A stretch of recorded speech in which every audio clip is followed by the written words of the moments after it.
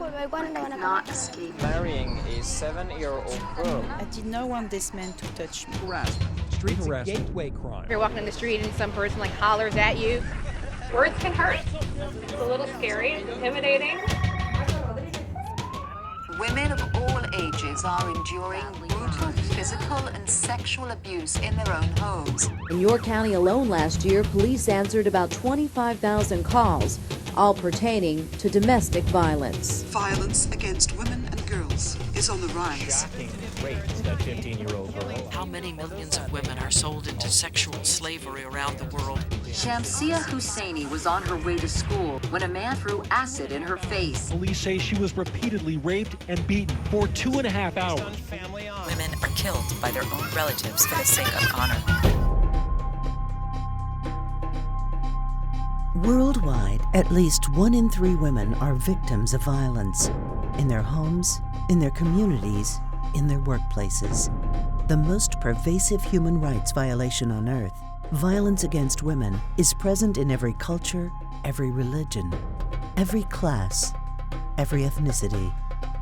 The perpetrators are often family members or someone the victims know, and rarely are they ever prosecuted. Protected by deeply entrenched cultural traditions, violence against women is rampant, insulated by the silence and complicity of local communities, the states, and the legal systems that govern them. But in every corner of the globe, women are joining forces and speaking out to raise awareness, advocating for new laws, and developing successful strategies to eradicate gender-based violence. The challenges are many, but the mission is clear. Bring an end to the culture of violence and forge a new path to a culture of peace and human rights for all.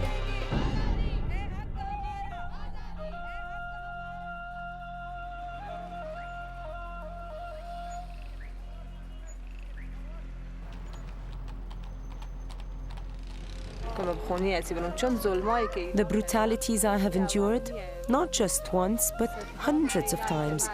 It's like fire burning inside my chest. I have spent half of my life in abuse. I wanted to kill myself.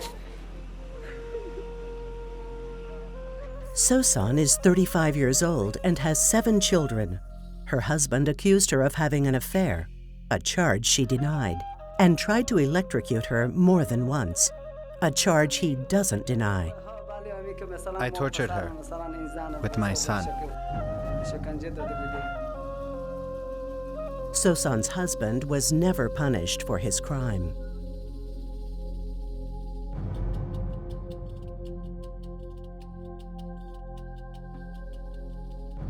Domestic violence is devastating, not only for the woman, but also for families, for children.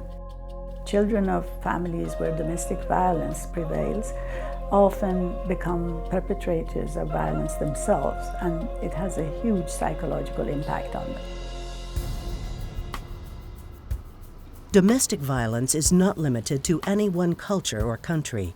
In the United States, every 9 seconds a woman is assaulted or beaten. In Britain, 1/3 of all female murder victims are killed by an intimate partner. And in Brazil, at least 40% of women have suffered domestic abuse at some point in their lives. My arm was broken. My leg was broken. I feel devastated. My life is devastated. It's not acceptable that women are unjustly beaten for no reason. Working in collaboration, women's rights groups pushed for comprehensive legal reforms. And in 2006, Brazil adopted legislation that changed domestic violence from a misdemeanor to a serious crime, and provided protective measures and social services for the victims. Forces opposed to the law, however, continue to challenge it.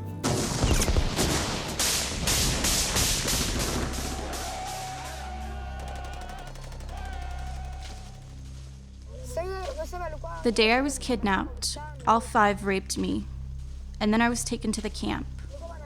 Every day I was raped, sometimes up to 10 times a day.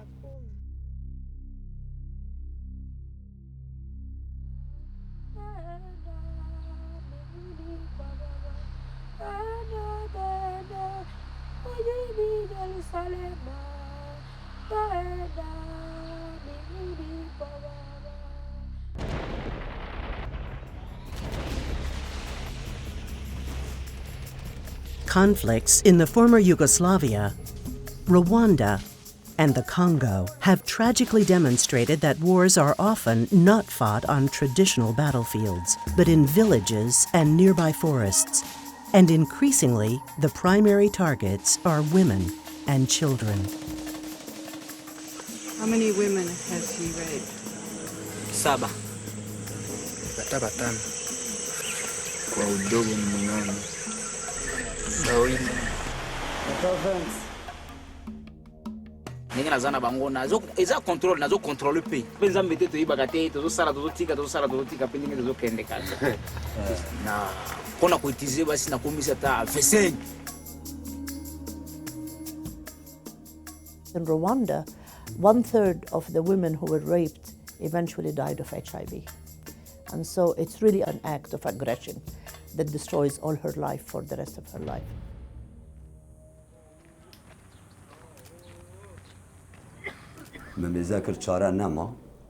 When my sister ran away with a man, I had to cleanse our family's honor. I decided to hunt them down. I found them hiding in his uncle's house. I had to kill them both to finish this problem. I killed them with a rifle, and I don't regret it. Honor killing is a long-held tradition that allows and even encourages family members to severely brutalize or murder female relatives for what they deem as immoral behavior. What constitutes immorality can be anything from adultery to simply being seen on the street with a man. And for many men, they see it as their duty. You became caught between your honor and your sister.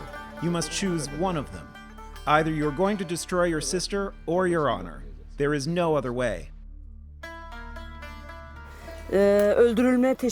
Family members attacked her when she was 7 months pregnant.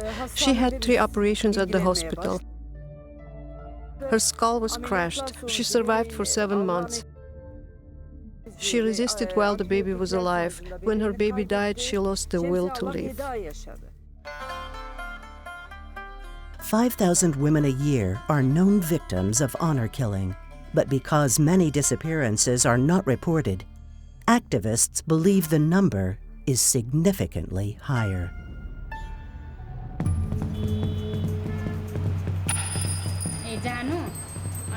She told me he was okay, so I trusted him. Deserted by her husband, 24-year-old Sushma was sold to a trafficker and brought to India. She is one of hundreds of thousands of girls and women who are victims of trafficking. Treated like commodities, they are often sold by someone they know to traffickers. They said she wasn't very good looking, so they only gave me 10,000 rupees.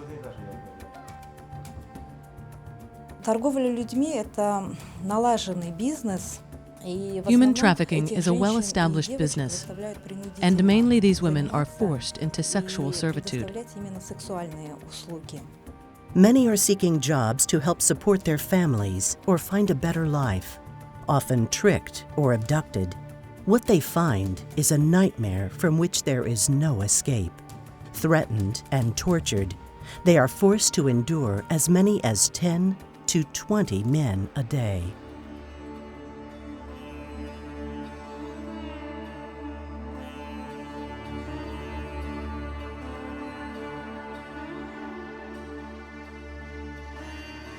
A man was detained in accusation of marrying a 7-year-old girl.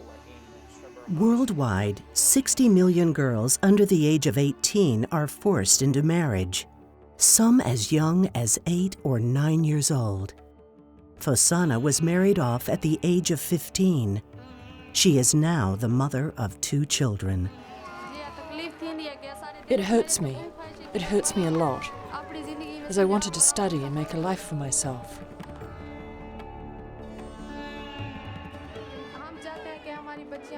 We don't want our daughters to be like us. We don't want them to experience what we've been through. We want our daughters to study as much as they wish to and handle their responsibilities, become teachers or whatever they want.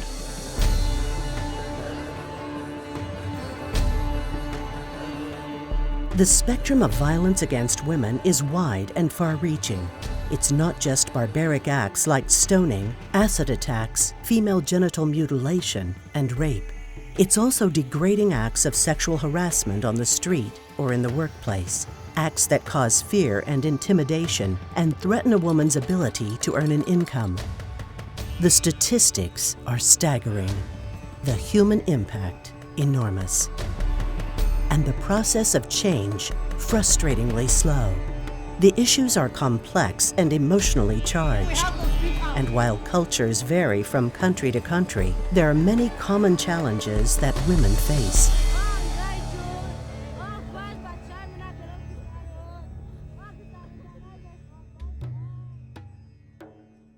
It's called patriarchy. It's men having power and women being subject to that power. And this is ruling every aspect of people's lives. Women have been relegated to the private sphere, men to the public sphere. Being relegated to the private space means that you don't have access to political power and to economic power. You are much more likely to be subject to abuse. I think any unequal relationship, and gender being the most universal and fundamental one, is sustained on both consensus and force. What is unique about violence against women is that it is socially approved in almost all cultures. At least historically it was approved. And many women also internalize this, and they feel they must have done something wrong to deserve the punishment.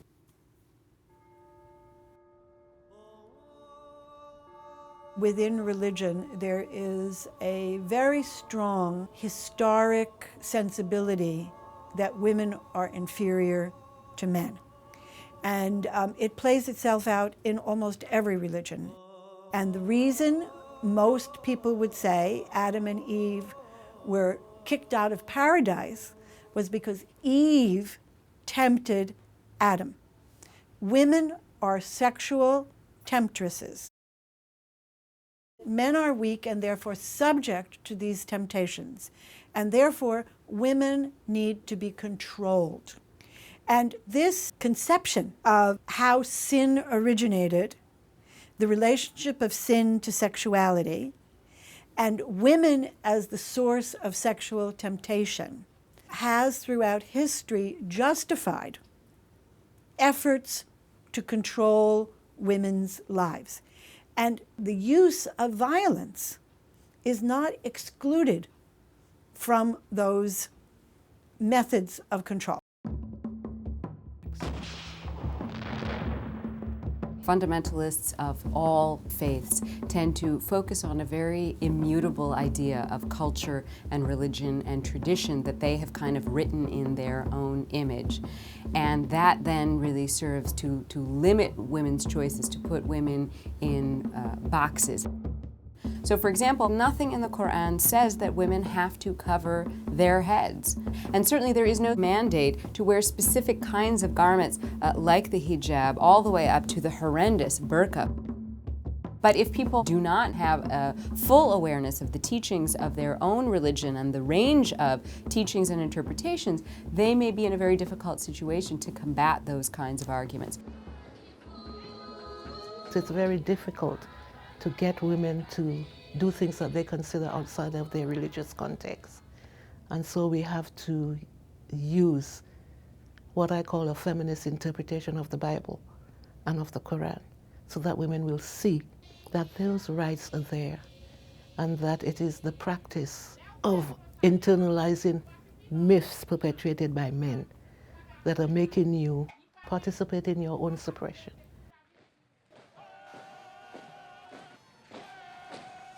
If you look at the political power of the world, it's masculine.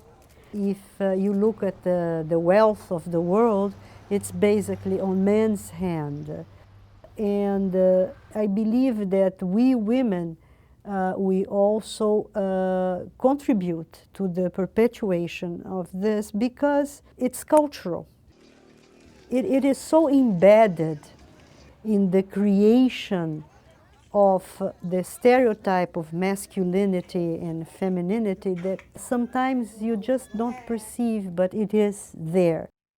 I have met women who are PhD plus and very capable in their own area, and yet in their personal relationships with husbands or with boyfriends, they are very much in a position of less valued, less power. So this is all very complex.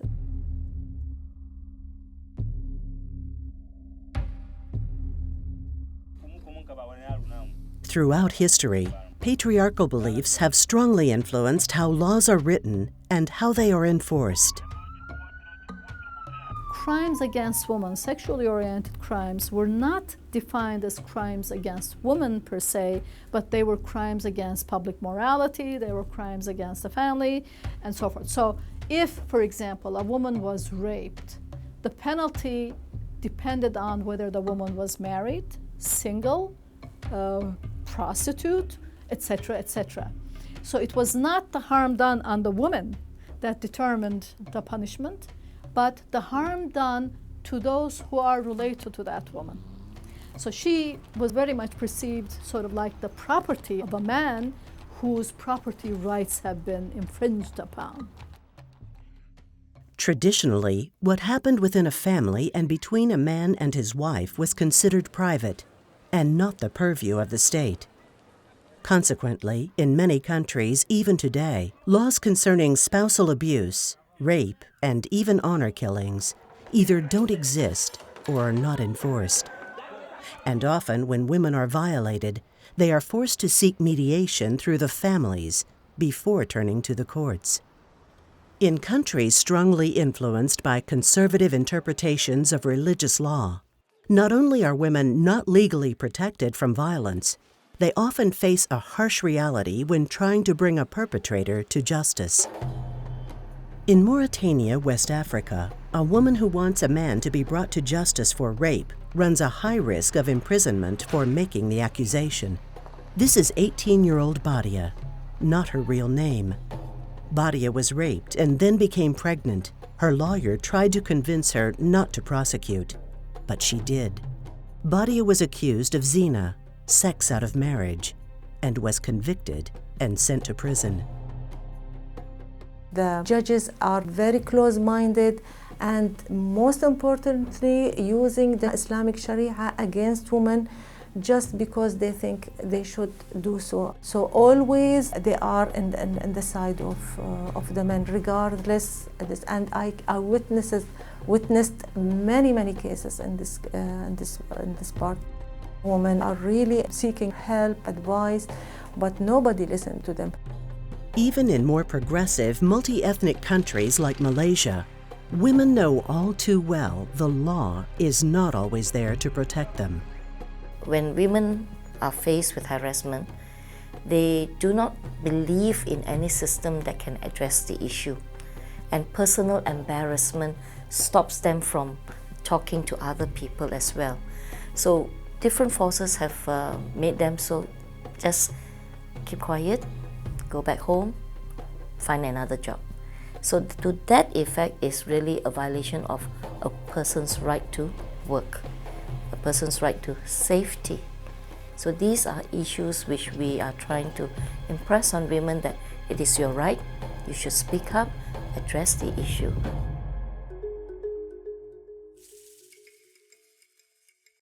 During the 1970s, the women's movement gained strength globally. And in 1979, the UN signed the Convention on the Elimination of All Forms of Discrimination Against Women, or CEDAW. It marked a major turning point in the struggle for equality and justice, and opened the door to make violence against women a crime. This convention bears evidence of the possibility to reach unanimity despite differences. The passage of CEDAW was a very important moment. It gave women the support, the encouragement, the solidarity of the international community and obligated governments to actually change, alter, bring new legislation so that they confront violence against women in a serious way. Turkey ratified CEDAW in 1985, and there was very little public awareness on the part of women.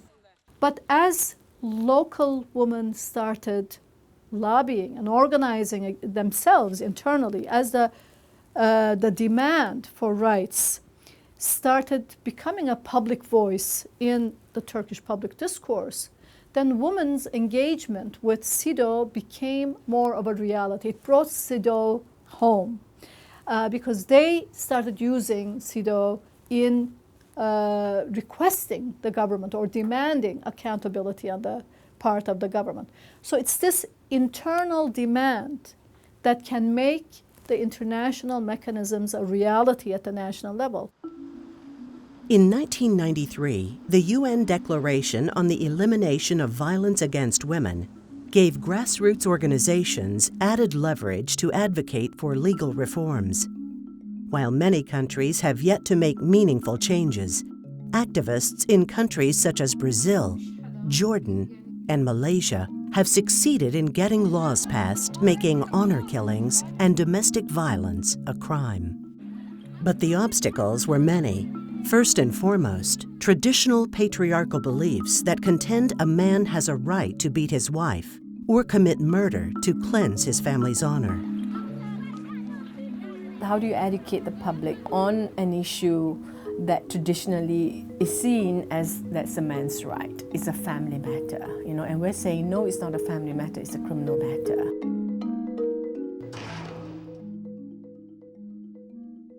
Before the Domestic Violence Act was passed, activists in Malaysia spent more than 10 years educating the public and dispelling religious myths used to justify violence against women. I think the public education part of the work is extremely important to build public support. We were very lucky in Malaysia because when we decided to campaign for the Domestic Violence Act, we already had a shelter for survivors of domestic violence. And so therefore we were able to get the women who had been in the shelter, who's also been counseled and empowered to speak out and to take action about their situation, to be able to speak to the press. So the real faces and real lives of women who have suffered domestic violence being out there in the public space, in the media, was extremely important in getting people and the policymakers to realize that this is a real issue, that women are suffering and discriminated against out there, and that something needs to be done. It is important to use a scientific way in raising awareness. It is not just talking, but collecting data, information, see the issue from different angles, the health angle. For example, in case of domestic violence, it is an economic problem, it is a productivity problem, it is a health problem, it is a safety problem. So it has to be seen from different angles, and different specialists need to contribute to the work. So it's important to use all means available and to accept small steps in the beginning, because you cannot always say we want it complete 100% or nothing. Unfortunately, people who suffer most from violence are the people who are least empowered.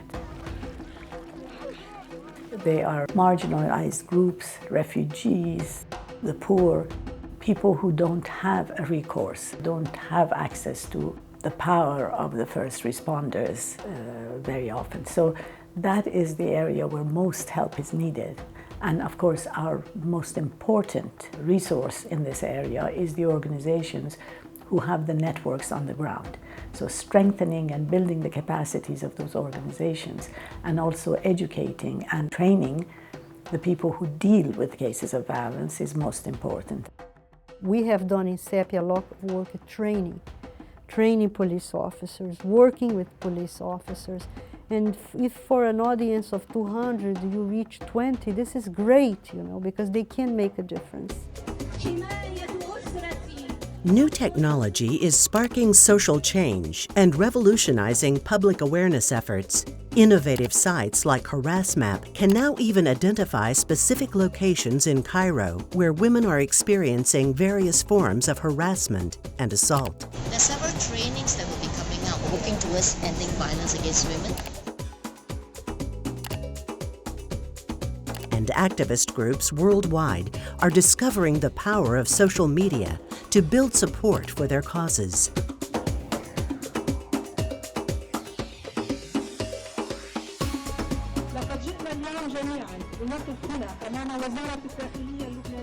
It allowed us to reach a much wider audience. It allowed us to reach and mobilize young people. One of the things that happen is that when we have an advocacy event, a demonstration, whatever, and we advertise it on Facebook, all of a sudden you have all these young people who show up, who actually tell each other, who take action.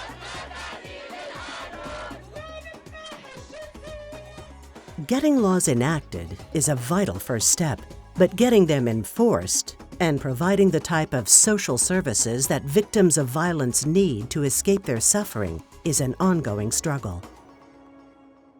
Still, laws send a powerful message. The message is very clear out there now to men. You know, if they beat up their wife, they are liable, you know, to shame, to, you know, police report lodged against you, to being prosecuted for domestic violence, you know. So that's important, you know, to set that standard that this is wrong. In Jordan, where activists pushed for stricter enforcement of honor crimes, the message is getting out. We can see that a real change is happening, and now you can read in the front pages of the newspapers that a man who killed his sister get 10 years imprisonment, 15 years imprisonment. This is a very important message to the public. The International Criminal Tribunal for the former Yugoslavia is now in session. Please call the case. We've seen with prosecutions at the International Criminal Tribunal for Rwanda and the International Criminal Tribunal for the former Yugoslavia. And all of those prosecutions have been after the fact. So then when you get to the question of prevention, you have to ask yourself, how much are we really preventing? Well, as a human rights activist, I have to believe that the prosecution of sexual violence in conflict leads to future prevention, as well as strengthens accountability in the current system. I believe it's extraordinarily important that women have the role in peacekeeping that will make peace come about much more effectively.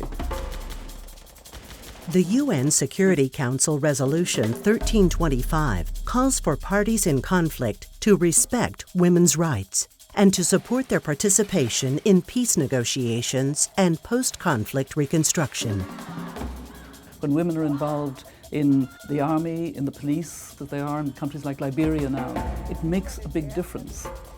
I saw a statistic that about 2.4% of the signatures on peace treaties are women. Somebody did a count. So what happens, and women on the ground know this too well in conflict situations, peace processes, they get a lot of television and they're nice hotels, are bad men talking to bad governments and other bad men, and they get all the attention. And it's women who are building the pieces of a peace process behind the scenes and who don't get to the table, don't get the credit and the recognition. And that has to change. And we're proposing that a quota of at least 30% in all peace negotiations has to be women. And then we'll be told, but there aren't any women trained. And you know what we'll say? They're there, we'll train them, we'll find them, they have to be at the table. Perhaps when there is a parity of demand for change on men, we will achieve or be closer to achieving that parity in contribution to our societies. And perhaps the United Nations should contemplate a commission on the status of men to bring about achievement of that parity. We have succeeded in bringing the issue on the agenda, but in many countries, although the legislation has changed, in practice things have not changed much, because I think the mentalities are still pretty much unchallenged. And the only way we can really shake the boat, if I may say, is with a strong demand on the part of women themselves. The most effective way is to educate the women at the grassroots level. And it's not only to educate women, but also men. It's very important because they are the ones who are doing this and are involved in it and support the perpetrators. We began first by encouraging the spouses of some of our colleagues, some of our service providers, some of our media allies, and organize gender awareness training programs with them, to ensure that they are sharing the right message to the public. And from there, it evolved to more like a network.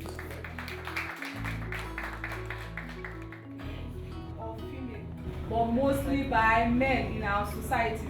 Does violence occur in your school against girls? We adapted the youth manual that WLP developed and trained a group of young boys from selected secondary schools in Nigeria. And at the beginning of the workshop, most of them were coming from the perspective that they were more important than girls because that's what they were taught. Some of them in their homes, some in schools. And so the training helped to really deconstruct that stereotype in their minds. So for us, it was really a good outcome because they are also peer educators. Because women will not abuse women. Right now, we have what I would call a growing movement of boys and men working towards eliminating gender-based violence. Against our will is against the law.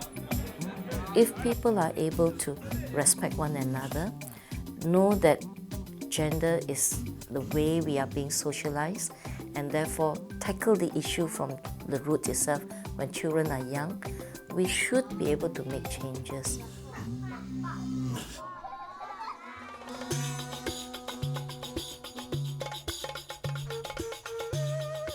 People make culture, and people can change culture. But it does take contesting the values that are wrong, dialoguing and bringing about community to sit together and look at these issues, and then to say, how do we move together to bring about this change? There are very good things in cultures that can be utilized to bring about change, and that this change has to be towards human rights. In African societies, all African societies, it's completely unheard of to attack an elder. It's completely unheard of to slap your mother. But if a man gets provoked by his wife, it's completely all right for him to beat his wife because she has provoked him. But when he's provoked by his parents, why is it not all right for him to beat his parents? Why is it mandatory that the man observes self-control and self-mastery, even where he has been provoked by his parents?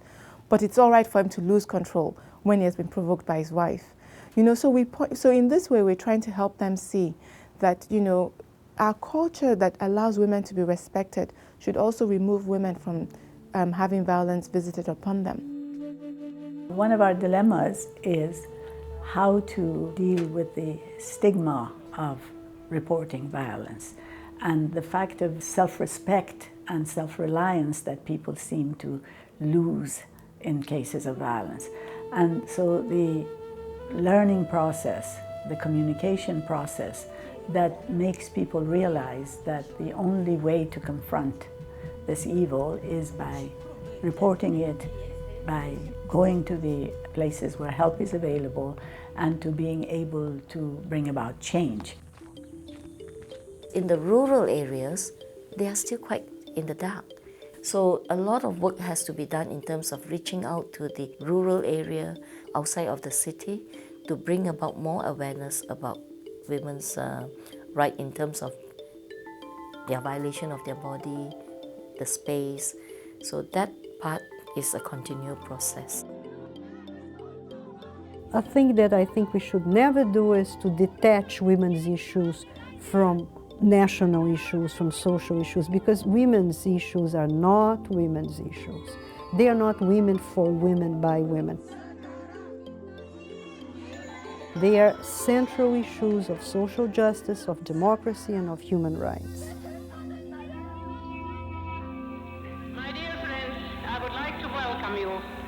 all to this really historic event.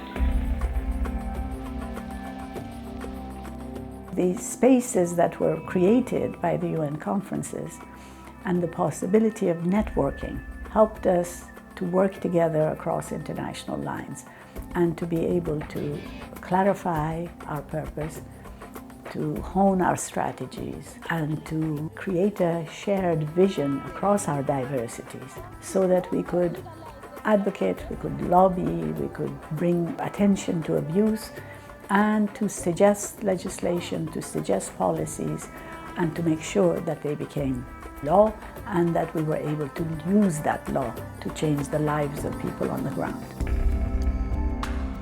What we have learned so far is that working together is the key to empowerment.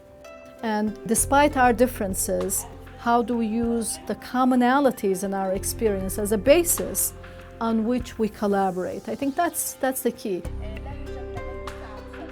I think training women's groups is so important, and what I like to bring home when I'm talking to women who are in difficult situations is what you're doing is important, because very often women underestimate the value of getting organised, of getting a voice out, of having a way of reaching out. The message to the women of the world is, arise.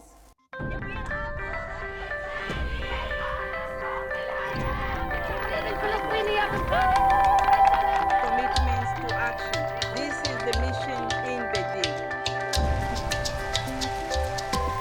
Between Beijing and the creation of UN Women, I think there's been kind of a sea change with regard to activism, which is that wherever you go around the world, you're going to find some number of women who are committed to the universality of women's rights, that it's no longer an alien concept. So I do think there's been a sea change with regard to finding more like-minded people willing to put their lives on the line to defend their rights and the rights of others.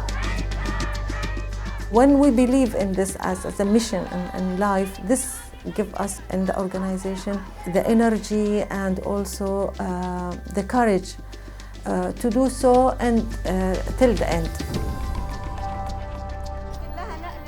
When you are committed, when you're passionate, you are rewarded by what you see, the transformation. That is the thing you cannot buy. That's what we want. It was said at the beginning that first they gave us a day, and then they gave us a year, and then they gave us a decade of women. So we've done a lot. We've come a long way. And there's still a long way to go. But with the tools that we have created together and the strategies that we have created together, one woman at a time, one organization at a time, we're getting there. So this is really a place of hope where we are, and a place of hope for the next generation and the next.